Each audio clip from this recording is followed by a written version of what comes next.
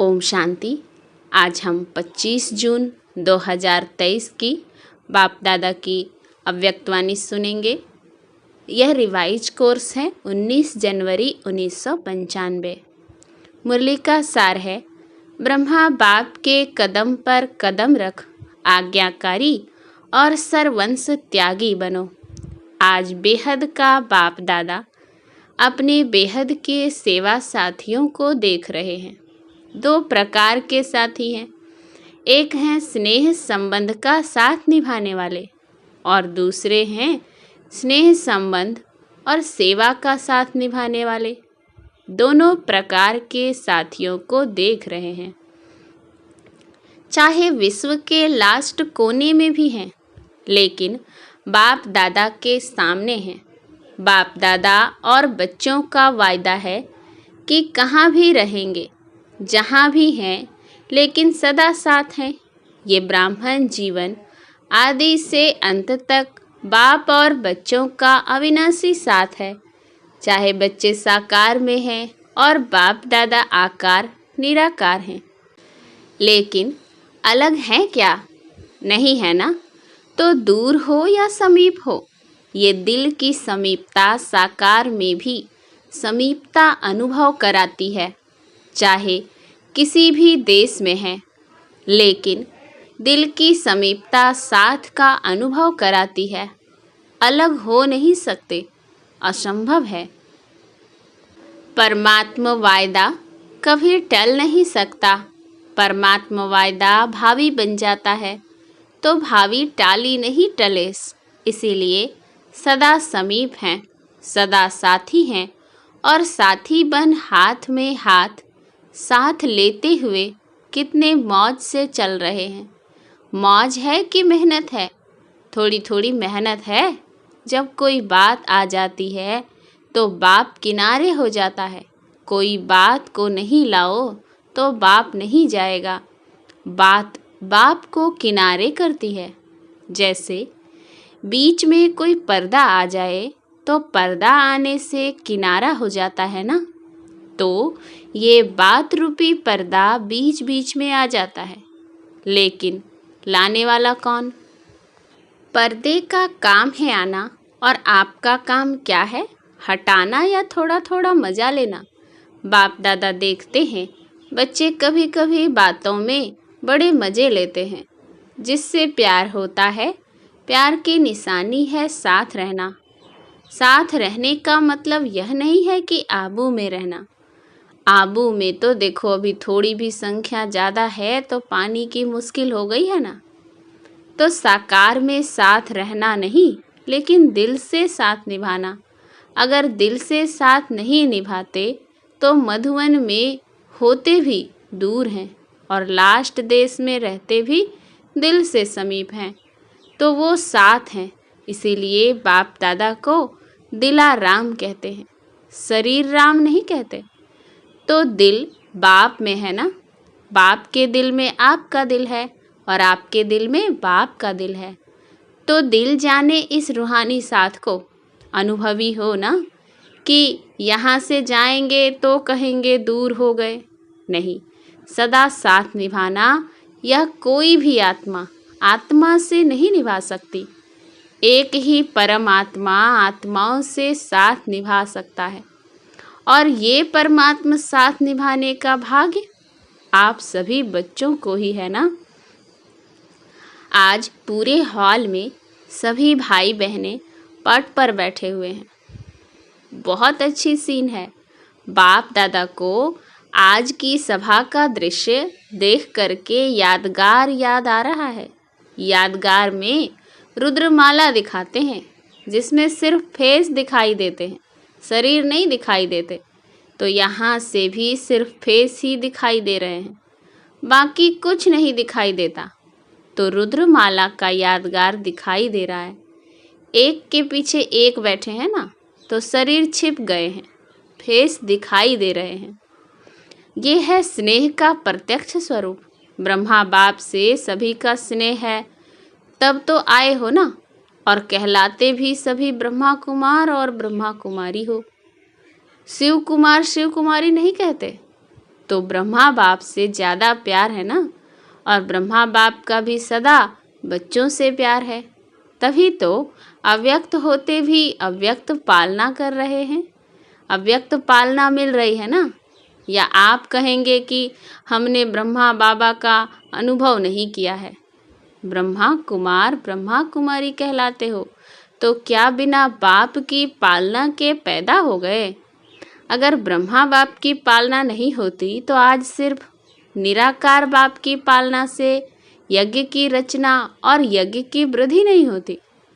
Double foreigners को ब्रह्मा बाप की पालना मिलती है ना। हाँ जी, देखो फॉरेन में बाप जाता है तो इंडिया में नहीं करता है क्या? तो उलहना तो नहीं देते कि बाबा हमने देखा ही नहीं। सदा मिलते, सदा देखते, सदा साथ रहते हैं। साकार शरीर में, साकार रूप में तो सदा साथ नहीं दे सकते, लेकिन अव्यक्त रूप में सभी को साथ दे सकते हैं। जब चाहो मिलन के दरवाजे खुले हुए हैं। अव्यक्त वतन में नहीं कहेंगे कि अभी जगह नहीं है, अभी टाइम नहीं है। नहीं, देह में देह के बंधन है और अव्यक्त में न देह का बंधन है, न देह की दुनिया के कायदों का बंधन है। यहाँ तो कायदे रखने पड़ते हैं ना, आगे बैठो पीछे बैठो। अभी भी समय प्रमाण बहुत बहुत बहुत भाग्यवान हो, फिर भी बैठने की जगह तो मिली है ना। फिर तो खड़े रहने की भी जगह मुश्किल होगी, क्योंकि आप सभी को औरों को चांस देना पड़ेगा। अभी तो आप लोगों को चांस मिला है, जैसे अभी देखो मधुवन वालों को चांस देना पड़ा ना। सभी मधुवन निवासी तथा आबू निवासी पांडव भवन में मुरली सुन रहे हैं। ये भी परिवार का प्यार है। ब्रह्मा बाप से प्यार अर्थात बाप समान बनना, निराकार के समान बनना। वो थोड़े समय का अनुभव करते हो, लेकिन ब्राह्मण अर्थात सदा ब्रह्मा समान ब्रह्माचारी। जो ब्रह्मा बाप का आचरण, वो ही सर्व ब्राह्मणों का आचरण अर्थात कर्म। उच्चारण भी ब्रह्मा बाप समान है, आचरण भी ब्रह्मा बाप समान है, जिसको कहते हो फॉलो फादर। तो ब्रह्मा बाप के हर कदम पर कदम रखना, इसको कहा जाता है फॉलो फादर।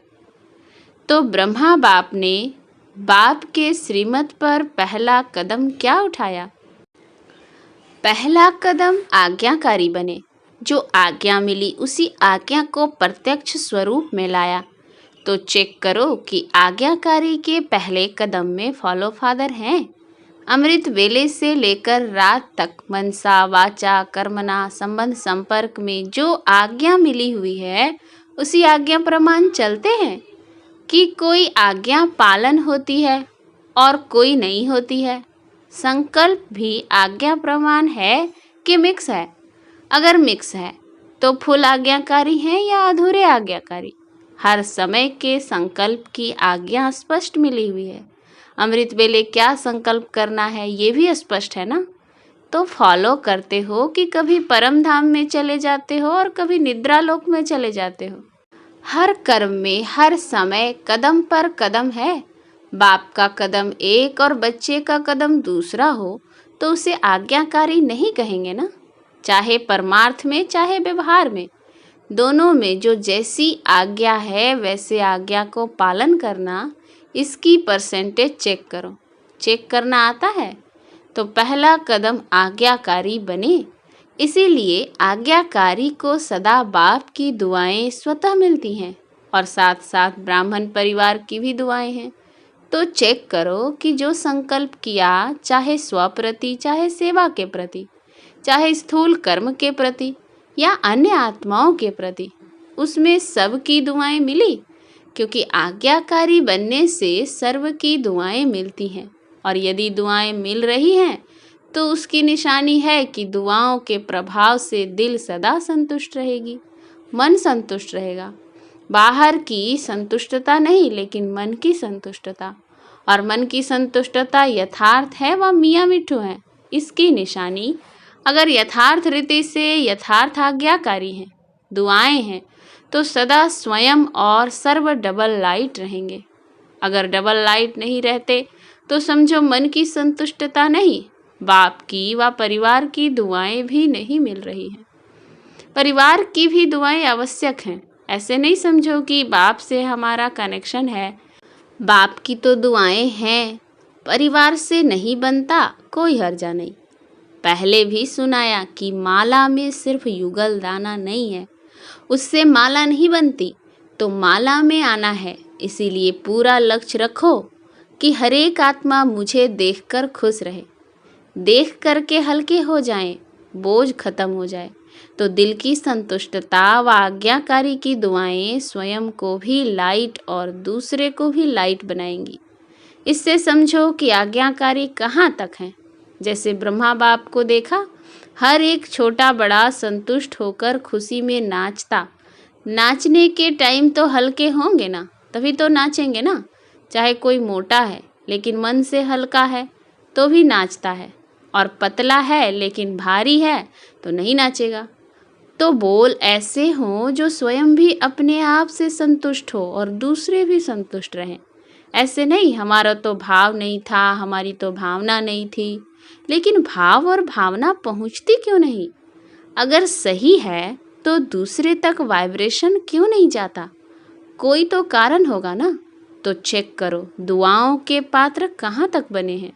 जितना अभी बाप और ब्राह्मण आत्माओं की दुआओं के पात्र बनेंगे, उतना ही राज्य के पात्र बनेंगे। अगर अभी ब्राह्मण परिवार को संतुष्ट नहीं कर सकते तो राज्य क्या चलाएंगे? राज्य को क्या संतुष्ट करेंगे? क्योंकि ब्राह्मण आत्माएं आपकी रॉयल फैमिली बनेंगे। तो जो फैमिली को संतुष्ट नहीं कर सकते वो प्रजा को क्या करेंगे? संस्कार तो यहाँ भरना है ना, कि वहाँ योग करके भरेंगे, यहाँ ही भरना है। अगर वर्तमान ब्राह्मण परिवार में कारण का निवारण नहीं कर सकते, कारण कारण ही कहते रहते हैं, तो जहाँ कारण है वहाँ निवारण शक्ति नहीं है। अगर परिवार में निवारण शक्ति नहीं तो विश्व के राज्य को क्या निवारण करेंगे? क्योंकि आपके राज्य में हर आत्मा सदा निवारण स्वरूप है, वहाँ कारण होंगे क्या? जैसे अभी राज्यसभा में कारण बताते हैं, ये कारण है, ये कारण है, ये कारण है। वहाँ ऐसे राज्य दरबार होगी क्या? वहाँ तो सिर्फ खुश खराफत पूछेंगे। सिर्फ दरबार नहीं है लेकिन बहुत अच्छा मिलन है। तो कारण कहकर अपने को दुआओं से वंचित नहीं करो। ब्रह्मा बाप ने कारण को निवारण किया, इसीलिए नंबर 1 हुआ। बाप दादा के पास सभी के कारणों के फाइल ही इकट्ठे होते हैं। सभी के फाइल हैं, किसका छोटा किसका बड़ा फाइल है। तो अभी भी फाइलें रखनी है, फाइल बढ़ाते रहना है या रिफाइन होना है? तो आज से फाइल सब खत्म कर दें, फिर दूसरा नया फाइल तो नहीं रखना पड़ेगा। अगर नया फाइल रखा तो फाइन पड़ेगा, सोच लो। बोलो ख़त्म करें कि थोड़ा दिन रखें? शिवरात्रि तक रखें? जो समझते हैं शिवरात्रि तक थोड़ी मार्जिन मिलनी चाहिए, तब तक पुरुषार्थ करके रिफाइन हो जाएंगे, वो हाथ उठाओ। अच्छा है, हिम्मत रखना भी अच्छी बात है, लेकिन सिर्फ अभी हिम्मत नहीं रखना। ऐसे तो नहीं बाप दादा के सामने थे तो हिम्मत थी, नीचे उतरे तो थोड़ी हिम्मत कम हो गई, और अपने देशों में गए तो और कम हो गई, कोई बात आई तो और कम हो गई। ऐसे तो नहीं करेंगे। देखो, जब कोई भी कारण सामने आता है और कारण के कारण हिम्मत कम होती है, कमजोरी आती है, और जब वो बात समाप्त हो जाती है तो अपने ऊपर शर्म आती है ना, अपने ऊपर भी संकोच होता है कि ये अच्छा नहीं किया, ये अच्छा नहीं हुआ करके, और फिर पश्चाताप करे। ये तो आपकी प्रजा का काम है या आपका है? पश्चाताप वाले क्या राजा बनेंगे? तो सोचो, साक्षी स्थिति के सिंहासन पर बैठ जाओ और अपने आप को ही जज करो। अपना जज बनना, दूसरों का जज नहीं बनना। दूसरे का जज बनना सभी को आता है, दूसरे का जज बहुत जल्दी बन जाते हैं और अपना वकील बन जाते हैं। तो साक्षीपन के सिंहासन पर अपने आप का निर्णय बहुत अच्छा होगा। सिंहासन के नीचे रहकर जज करते हो तो निर्णय अच्छा नहीं होता। सेकंड में तख्त नसीन बन जाओ। ये स्थिति आपका तख्त है, यथार्थ सहज निर्णय का तख्त। ये साक्षीपन की स्थिति है। साक्षी नहीं होते हैं तो दूसरे की बात, दूसरे की चलन वो ज़्यादा सामने आती है, अपनी नहीं आती। अगर साक्षी होकर देखेंगे तो अपनी भी नज़र आएगी, दूसरे की भी नज़र आएगी। फिर जजमेंट जो होगी वो यथार्थ होगी, नहीं तो यथार्थ नहीं होती। बाप दादा ने पहले भी सुनाया था कि ड्रामा में जो भी बातें आती हैं उन बातों में बहुत अच्छा अक्ल है, लेकिन कभी कभी ब्राह्मण बच्चों में अक्ल थोड़ा कम हो जाता है। बात आती है और चली जाती है, लेकिन ब्राह्मण बच्चे बात को पकड़ कर बैठते हैं। बात रुकती नहीं, चली जाती है, लेकिन स्वयं बात को नहीं छोड़ते। तो बातों में अक्ल ज़्यादा हुआ या ब्राह्मणों में? बातें अक्ल वाली हुई ना। कई बच्चे कहते हैं 2 दिन से ये बात चल रही है, 2 घंटे ये बात चली, और 2 घंटे में गवाया कितना, 2 दिन में गवाया कितना। तो अक्ल वाले बनो।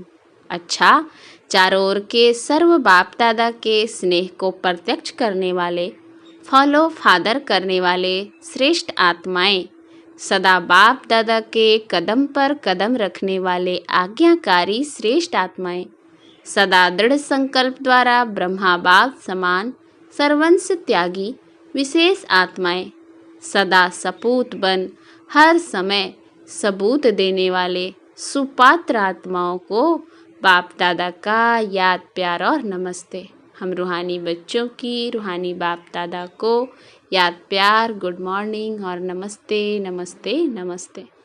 वरदान है, ब्रह्मा बाप के कदम पर कदम रख, हद को बेहद में समाने वाले बेहद के बादशाह भव। फॉलो फादर करना अर्थात मेरे को तेरे में समाना, हद को बेहद में समाना। अभी इस कदम पर कदम रखने की आवश्यकता है। सबके संकल्प, बोल, सेवा की विधि बेहद की अनुभव हो। स्व परिवर्तन के लिए हद को सर्ववंश सहित समाप्त करो। जिसको भी देखो वा जो भी आपको देखे, बेहद के बादशाह का नशा अनुभव हो। सेवा भी हो, सेंटर्स भी हो, लेकिन हद का नाम निशान न हो, तब विश्व के राज्य का तख्त प्राप्त होगा। स्लोगन, अपने ख्यालात आलीशान बना लो तो छोटी छोटी बातों में टाइम वेस्ट नहीं जाएगा। अच्छा, ओम शांति।